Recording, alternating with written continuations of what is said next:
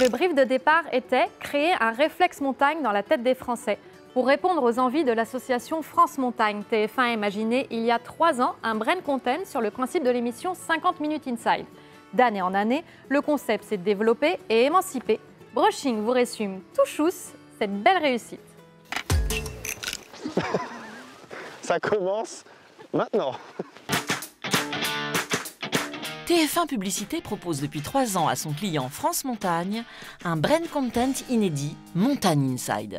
Comme son nom l'indique, le concept s'inspire au départ de l'émission 50 minutes inside.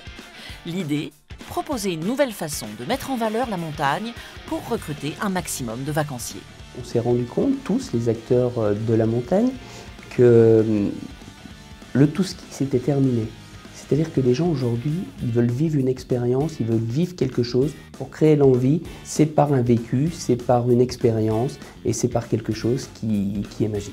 Donc il faut trouver des solutions qui soient complètement innovantes et ces solutions innovantes passaient par la publication de contenu, par de la diffusion de reportages. En 3 années, le concept a mûri. La saison 3 est désormais incarnée par le blogueur voyage Bruno Maltor. 2 avantages, une image modernisée pour toucher une cible jeune et un rayonnement maximal grâce à la puissante communauté de l'influenceur.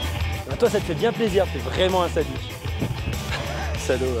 Bruno Maltor fait découvrir au public les richesses de la montagne, avec toujours un levier très puissant, l'humour. Il ne faut pas se prendre au sérieux. La montagne, ce n'est pas quelque chose qui a besoin d'être sérieux. La montagne, c'est quelque chose que l'on vit, que l'on partage. Et ce partage, il se fait sans qu'on se prenne la tête. L'émission est diffusée sur MyTF1 de décembre à juin.